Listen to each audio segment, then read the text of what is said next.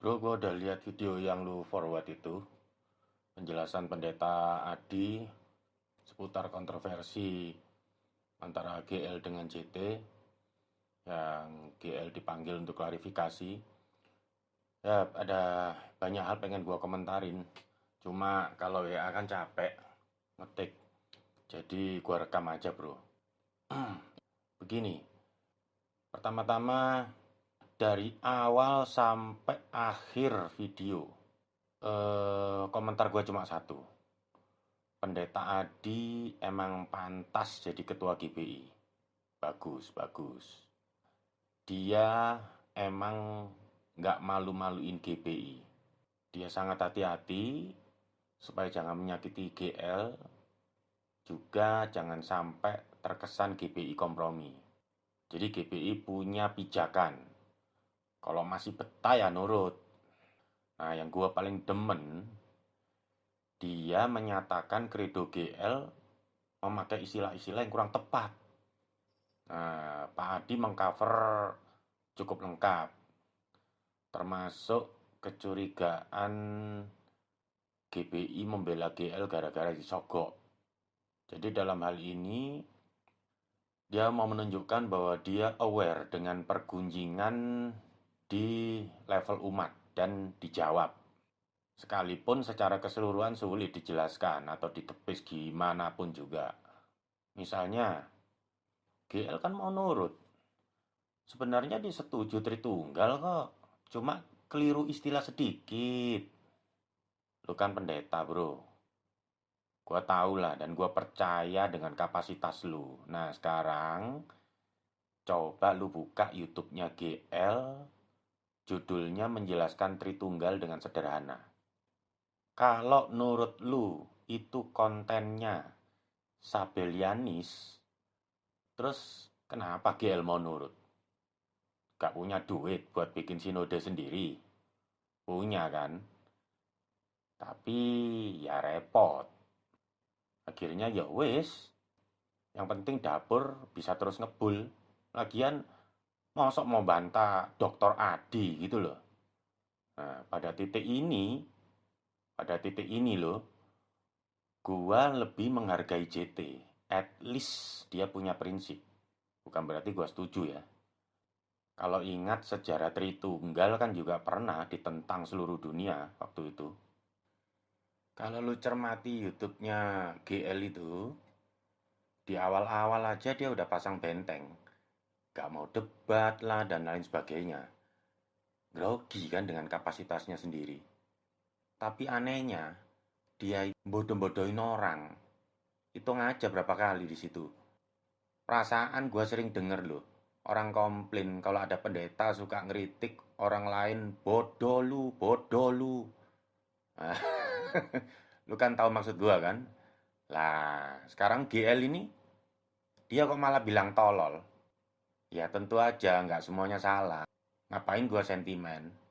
Nah, dia kelihatannya aja menampilkan diri sebagai sosok pendeta lucu, padahal kasar juga mulutnya.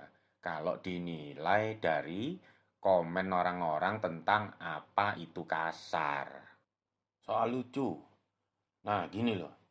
Ada pendeta yang menampilkan diri lucu. Ada pendeta yang serius ya kan. Itu gaya orang lah. Kita bisa maklumi. Lucu silakan, tapi jangan korbankan konten. Kalau mau bicara lucu, coba lu bandingin ya, YouTube Pendeta Hendra Mulia. Itu pendeta, kalau udah kumat ngelawak, waduh, bisa sakit perut lu, saking lucunya. Nah, itu yang gua tahu dulu ya waktu dia masih muda. Sekarang kan sudah cukup berumur. Ya gua kurang mengikuti lagi, jadi nggak tahu kalau dia sekarang udah nggak lucu lagi.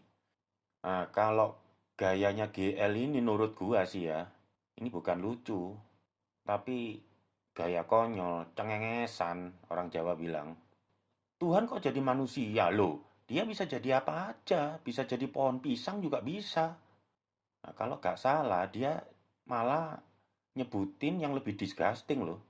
Kalau pakai logika pragmatis, ya Tuhan bisa ngapain aja. Tapi dari logika teologis ya nggak bisa. Tuhan kan nggak bakal melakukan hal-hal di luar cenglinya. Disebut singa Yehuda kan, terus anak domba Allah. Itu jelas-jelas yang udah disebut gitu aja kagak beneran jadi begitu. Lah ngapain jadi pohon pisang? Penjelasan Tritunggal kan dia tarik-tarik ke soal penebusan masalahnya. Bicara penebusan pun dia cuma ngulang-ngulang loh. Pakai perbuatan baik, nggak bisa selamat. Gitu terus diulang-ulang. Dia ini ngerti nggak sih struktur bangunan keselamatan Kristen itu gimana? Kita kita jujur aja nilai lah ya. Nggak perlu jenius-jenius amat kan kita ini. Bisa ngelihat seseorang itu ilmunya di atas gunung, ya kan? Terus demi menjelaskan kepada kita-kita yang di bawah ini, dia memakai bahasa yang inkarnatif, atau emang seseorang itu kapasitasnya ya cuma segitu. Kalau mau sederhana, tapi tetap menggigit konsep perbuatan baik, bisa kok.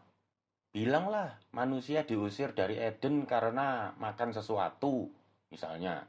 Ya bilang aja sesuatu karena di kita versinya makan A.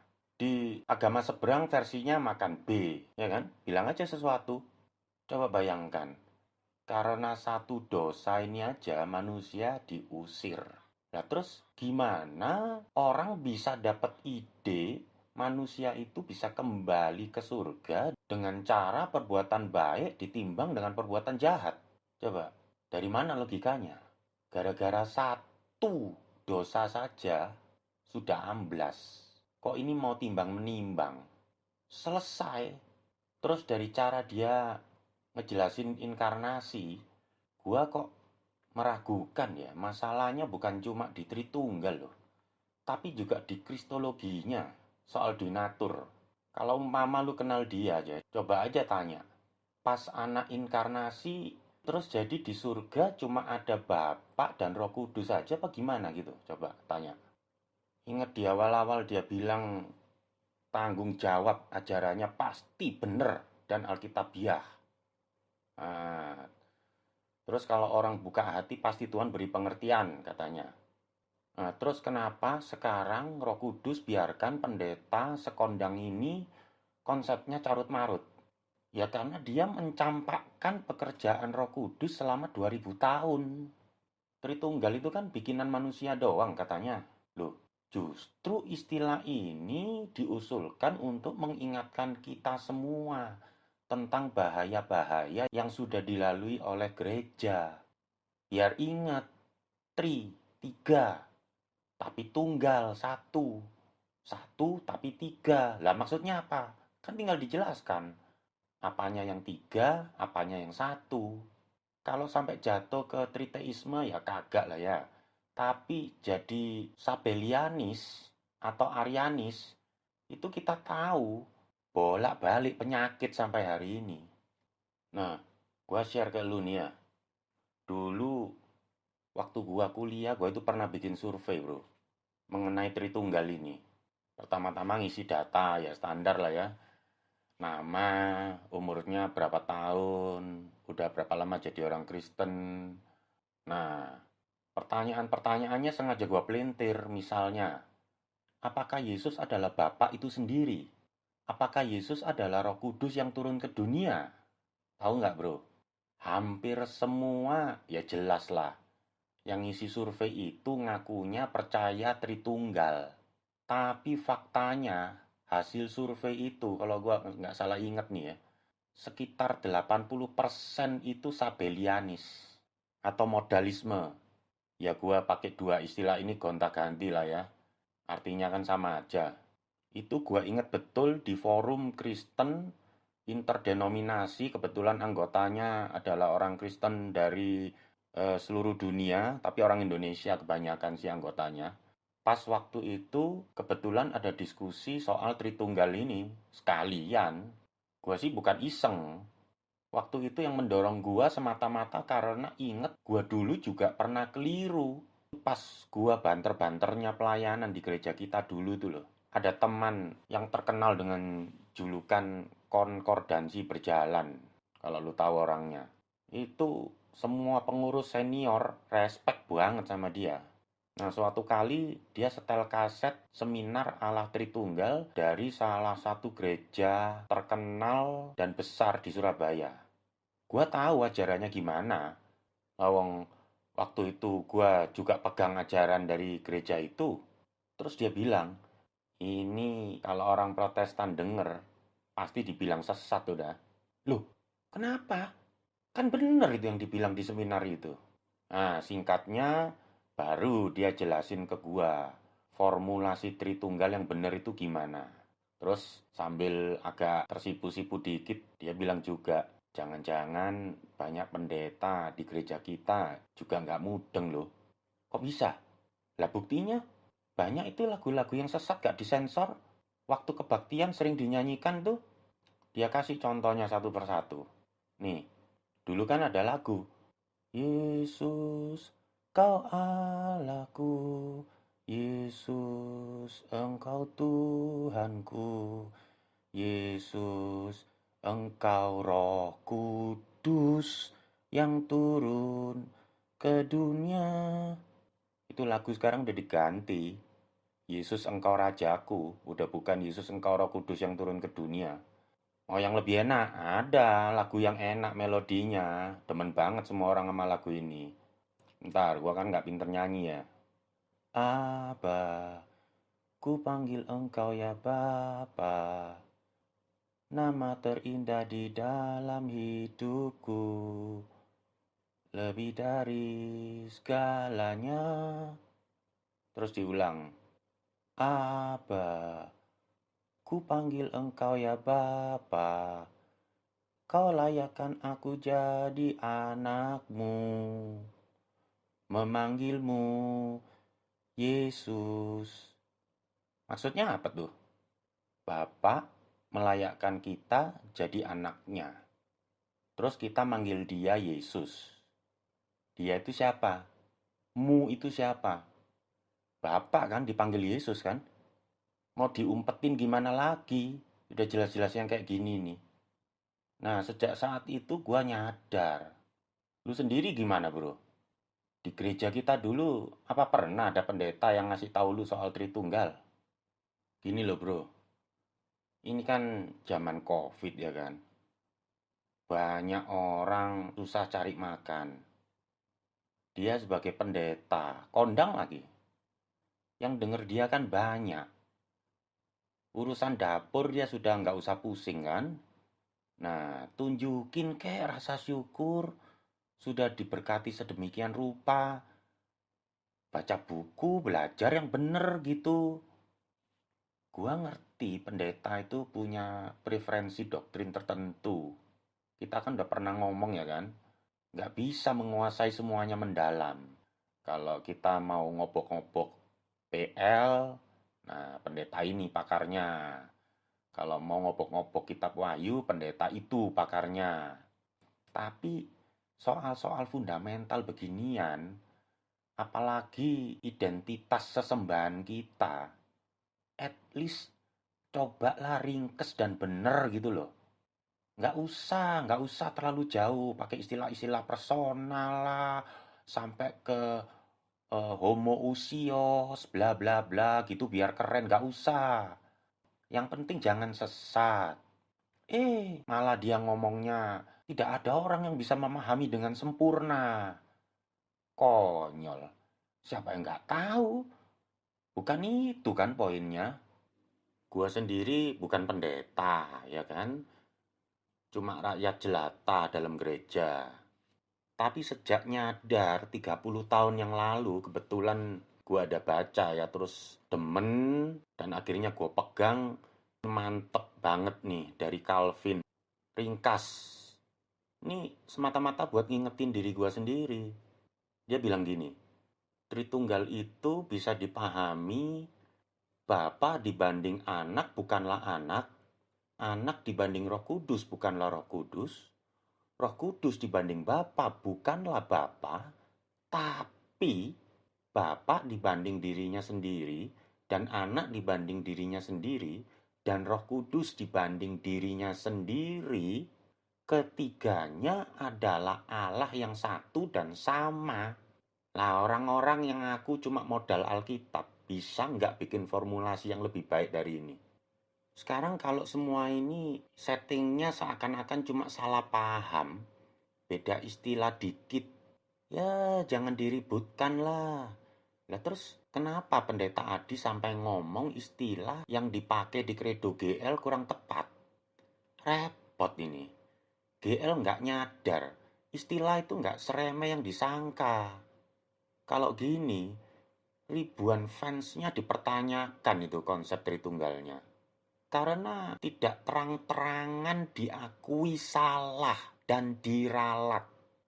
Kalau dia melayani dengan takut akan Tuhan, berjiwa besar, totalitas pengabdian, ya mestinya berani buka terang-terangan perbedaannya dengan versi yang dijelaskan oleh Pendeta Adi. Dia kan juga memberikan penjelasan ringkas soal Tritunggal. Gimana pemahaman GBI tentang Allah Tritunggal.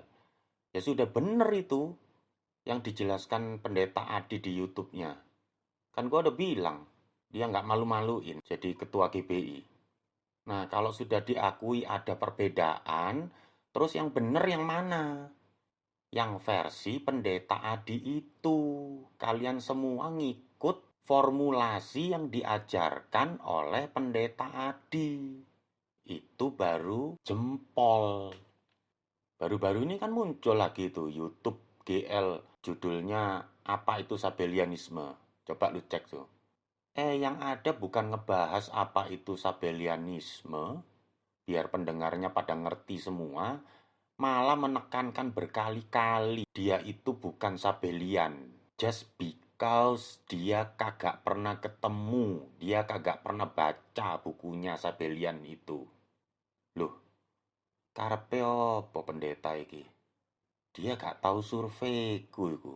80% orang Kristen itu Sabellianis iki apa? Orang-orang yang ngisi surveiku itu apa mereka semua pernah kenalan nama si Mbah Sabelius? Kalaupun misal loh ya, dia mau ngoreksi ajarannya, belum tentu loh fansnya mau nurut. Bisa jadi sudah kadung. Lu ngerti kan maksud gua bro? Bisa-bisa dia dijawab sama fansnya. Saya sejahtera kok Pak dengan penjelasan Pak dulu. Ini sekarang apa gara-gara Bapak diteken?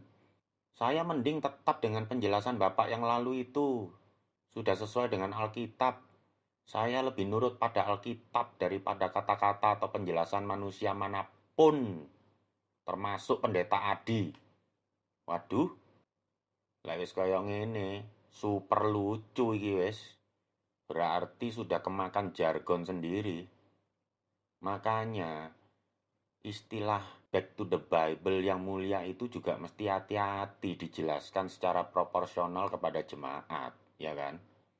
Sekarang gimana tanggung jawabnya? Bahwa ribuan fansnya itu punya pemahaman yang benar. Kalau mau dikoreksi pun belum tentu bisa lancar loh prosesnya.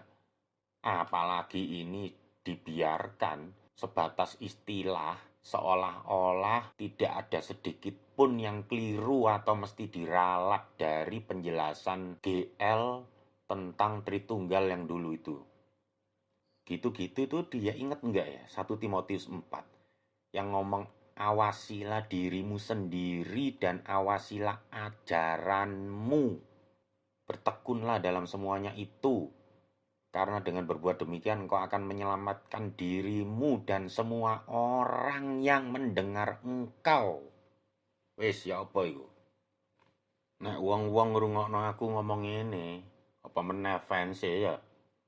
Waduh, wong iku kok kebanyakan bacot sih. Kalau GL dirasa nggak bener, ya nggak usah dengerin kan beres. Ya tergantung kita mau beragama cara gimana kan bro. Apa kekristenan itu hanya sebuah ruang di antara banyak ruang dalam hati kita. Ini kan urusan kerajaan bapakmu juga bro. Sekarang zaman COVID ya toh.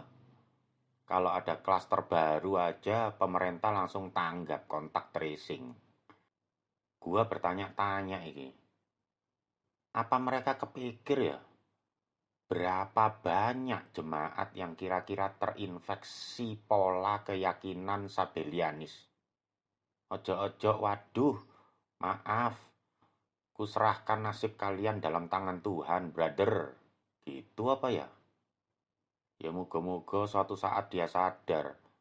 Sebagai pendeta dia akan dihakimi lebih berat. Nah, sekarang JT ya. Dia sendiri sepertinya belum legowo loh. Bikin YouTube ngundang-undang doktor teologi. Mau disuguhkan gimana pun ya, yang mikir ya tahu, itu nuansanya jelas ngejar pembenaran, bukan kebenaran. Pakai bilang perdebatan Tritunggal sebaiknya jadi konsumsi sarjana teologi aja. Maksudnya apa? Terus jemaat ngertinya suka-suka sendiri gitu. Asli kacau. Gue sih masih respect sama dokter Adi daripada dokter yang ini. Sempat disinggung di YouTube itu. Intinya Tritunggal itu proses pembelajaran masing-masing individu. Kalau berbeda, jangan cepat-cepat dituduh sesat. Loh, ini bukan lagi ngomongin jemaat, Pak. Ini pada tatanan pendeta. Maksudnya selama 2000 tahun ini, kekristenan belum punya formulasi baku soal identitas sesembahnya gitu. Setali tiga uang. Ya 2000 tahun emang nggak cukup waktu. Kalau para elite dan gereja isinya orang-orang sing cengengesan, ngapain yang diangkat Konsili Nicea 325 sama Konstantinopel? Lah yang dibicarakan ini Arianisme atau Sabellianisme? Kok molor segitu lama? Sabellius sudah diusir dari gereja, ekskomunikasi oleh Kalistus sejak tahun 220 kok. Lah apa yang membuat Kalistus seteges itu? Terus fansnya Sabellius gak terima dengan keputusan Kalistus. Vonis itu cuma 1 abad sejak rasul terakhir toh. Murid-murid kepercayaan para rasul pasti masih banyak. Bahkan beberapa pengikut Tuhan Yesus yang bukan rasul bisa jadi ada yang masih hidup. Coba sama-sama sedikit berfantasi aja. Ada mesin waktu yang bisa membawa mereka ke para rasul. Gua yakin pasti lebih didamprat lagi tuh. Lo ngapain kalian datang ke sini? Kan gua udah pesen. Kok pakai nanya-nanya lagi? Kalistus pasti tahu dan ingat prinsip Rasul Paulus yang ini nih. Galatia 1 ayat 8. Tetapi sekalipun kami, iki ayat susah loh. Atau seorang malaikat dari sorga yang memberitakan kepada kamu suatu Injil yang berbeda dengan Injil yang telah kami beritakan kepadamu, terkutuklah dia. Ya apa ayat iki ngerti ini? Gak masuk akal kan? Malaikat dari sorga loh. Bukan setan loh. Malaikat dari sorga. Kalau sampai memberitakan Injil yang lain kepadamu, terkutuk itu malaikat itu. Coba dipikir. Sekalipun kami loh, so pengerti nanti gua tua, pekun, terus cerita Injil yang lain-lain lagi ke kalian ya kan, mungkin dia gitu kali maksudnya. Atau seorang malaikat dari sorga, wis gak peduli siapapun yang ngaku-ngaku dari sorga, pokoknya kalau dia ngomong Injil yang beda dengan yang sekarang ini tak sampaikan, terkutuk itu dia. Masih gak puas, nih ayatnya yang ke-9. Seperti yang telah kami katakan dahulu. Loh berarti sudah pernah dikatakan ya. Tadi 1 kali, ini 2 kali. Terus sudah dibilang seperti yang telah kami katakan dahulu. 3 kali. Gak heran kalau 5 kali, 10 kali. Orang maksudnya berarti sudah diulang-ulang kok. Sekarang kukatakan sekali lagi. Jikalau ada orang yang memberitakan kepadamu suatu Injil yang berbeda dengan apa yang telah kamu terima, terkutuklah dia. Kurang keras apa coba? Khotbah-khotbah zaman sekarang yang dibilang keras, gak ada apa-apanya mau omongan ini. Atos, tos, tos. Kalau fantasi mesin waktu kita lanjutkan, tapi kali ini Rasul Paulus ke zaman kita dan khotbah di sebuah gereja. Jangan kaget kalau jemaat rame-rame demo atau bisa jadi disomasi dia. Jangan diundang lagi itu pendeta sesat. Mulutnya bocor, gak tahu etika itu. Lah emang dulu sudah banyak yang protes kan. Ya, tapi kalau Alkitab selalu diyakini mutlak soft, ya sudah. Makanya bro, di buku berikutnya gua cantumin. Salah satu masalah terbesar dalam kekristenan adalah mayoritas tidak katam Alkitab, termasuk gua. How I wish suatu saat ada madrasah Kristen. Bandingin loh, Muslim sangat memperhatikan spiritualitas anak-anak mereka loh. Sejak dini dikirim ke madrasah. Usia 5 tahun mulai baca Quran. Targetnya usia 12 tahun sudah katam. Anak-anak orang Yahudi kurang lebih serupa kan. Umur 12 tahun dirayakan. Itu pelantikan sebagai bar mitzwah. Wis, bayangno sendiri tebelnya PL itu gimana. Bukan dirayakan karena anaknya barusan juara kontes robotik. Gua ngomong gini ntar orang-orang ngira gua generasi jadul. Nggak melek teknologi. Loh, gua sekarang mulai ngajarin anak gua programming. Ngajarin sendiri. Gak manggil guru atau pakai les-lesan. Jangan-jangan tiap kali kita nyanyi cinta Tuhan, malaikat pada ketawa di sana. Balik soal katam. Ya, maksud gua dalam pengertian ringan lah, at least PB. Ketika Tuhan Yesus ngajar, tidakkah kamu ingat bla bla bla? Ya kan? Yang diajar kan langsung tahu.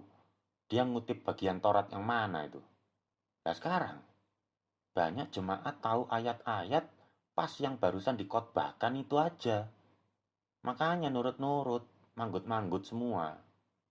Pendetanya ngawur, kagak persiapan, mereka juga kagak tahu.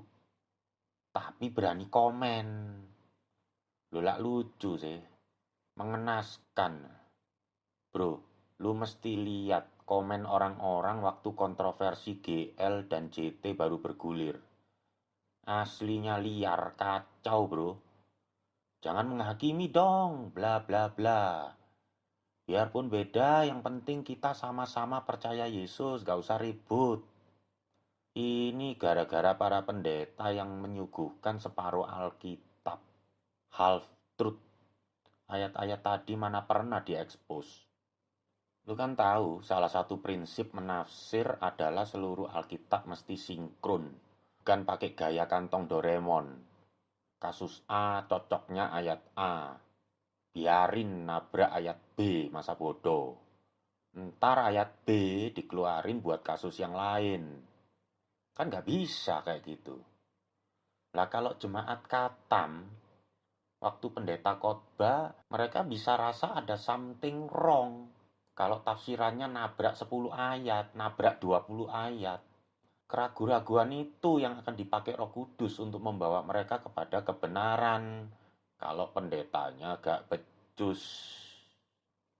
Menurut gua soal sesembahan itu number one, nomor satu dalam keyakinan agama. Itu bukan cuma soal yang penting percaya Yesus titik, beres, kelar. Bro, orang yang percaya Yesus sebagai Tuhan dan Juru Selamat, itu apakah pasti selamat? Ya, gua maklum kalau secara umum lu bilang selamat. Tapi lu juga pasti akan maklum kalau gua bilang belum tentu. Dengan peringatan begini. Orang saksi Yehova nggak keberatan lo bro dengan statement tadi. Coba lu googling sendiri website mereka. Bahkan mereka katakan begini. Jesus is a mighty God. Allah yang berkuasa. Bukan Almighty God, Allah yang maha kuasa, mutlak tertinggi. Lah, kalau pendeta gampangin semua istilah, mana bisa dia ngebedain yang tipis-tipis beginian. Jadi, selamat enggak?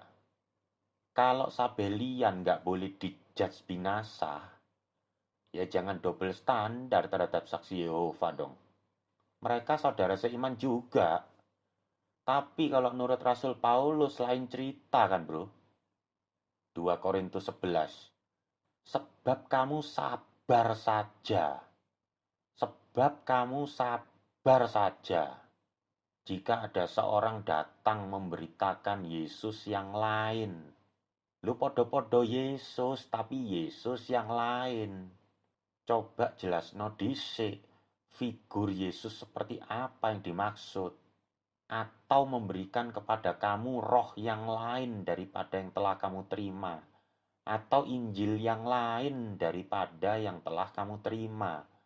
Podo-podo Injil, podo-podo ngaku berita baik. Tapi tunggu dulu jelasno dhisik. Maksudnya berita baik iki opo, maksudnya Injil iki opo. Kan begitu. Jelas-jelas lo ayat ini. Gak bisa ditabrak ngawur semuanya sama rata. Soal Roh Kudus, sama aja. Kalau saksi Yehova bilang itu kuasa atau tenaga Allah, gue tanya nih, apa bedanya dengan orang Kristen kalau doa? Bapa, curahkan Roh Kudusmu di tempat ini. Lah, kalimat-kalimat sejenis kan juga menjerumuskan jemaat pada pemahaman, oh, Roh Kudus itu kayak air diciduk, terus dicurahkan, ditumplek, bior. Kayak gitu. Bedanya apa coba dengan saksi Yehova? Lah, terus kalau ada yang bilang Tuhan Yesus mengatakan sesuatu sesat. Terus Paulus mengatakan sesuatu sesat. Oke, nggak masalah. Tapi apa lu rasul kayak Paulus? Siapa lu berani sembarangan ngomong? Ya gue jawabnya gampang. Dasarnya ya ayat yang barusan gue baca tadi dan 2 ayat kutukan sebelumnya itu. Tapi gue setuju dengan Dr. WP. Kok ribut-ribut Sabelianisme sih? Yang lebih mengancam itu justru kebangkitan Arianisme dengan wajah baru. Intinya Yesus tidak sederajat dengan Bapa. Bapa itu lebih besar. Ayat-ayat ini yang harus dijelaskan ke jemaat. Yang ngotot Sabelian itu kebangetan wes, suruh mereka mikir sendiri aja. Waktu Tuhan Yesus dibaptis, ada suara Bapa dari langit. Terus Roh Kudus turun dalam rupa burung merpati itu gimana? Waktu Tuhan Yesus berdoa di Getsemane itu berdoa kepada dirinya sendiri, maksudnya apa gimana? Terus waktu dia teriak di atas salib, Allahku mengapa engkau meninggalkan aku? Itu maksudnya teriak-teriak kepada dirinya sendiri gitu. Waktu dia pamit sama murid-muridnya mau pergi, menyediakan tempat bagi kita. Tapi dia akan utus penolong datang, dampingi kita. Penolong itu maksudnya dia sendiri. Gua minjem bahasanya GL aja lah. Loh, kok mikirnya bodoh-bodoh gitu sih? Itu tololisme karena males. Akibat kagak niat belajar. Wes, gak panjang-panjang lagi. Gua sendiri sih bersyukur ada kontroversi semacam ini. Coba lu cek bro. Kalau ada teman sesama pendeta, coba tanyain. Udah denger belum kasus GL dan JT itu?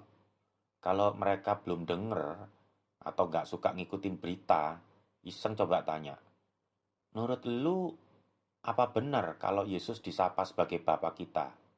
Alasannya apa? Ayatnya mana? Atau terserah lu lah, melintirnya gimana? Lu kan pasti lebih canggih daripada gua. Dengan kasus ini dan setelah ini, pasti mengagetkan banyak pendeta. Dan mereka pasti lebih hati-hati bicara isu fundamental. Nah, dari jutaan jemaat GBI, kalau ada yang selama ini yakin Allah itu satu, cuma gonta-ganti 3 rupa, termasuk para pencipta lagu-lagu rohani di dalamnya, gampang. renungi dan ikuti formulasi Tritunggal yang sudah dijelaskan Pendeta Adi, Ketua GBI. Syukur-syukur juga memaksa melek sesama kalangan Pentakosta karismatik dari sinode lainnya. Gitu aja bro. Nanti kapan-kapan kita ketemu ngobrol lebih panjang, ngalor ngidul. Saya kita adu sisik ya. Maranatha.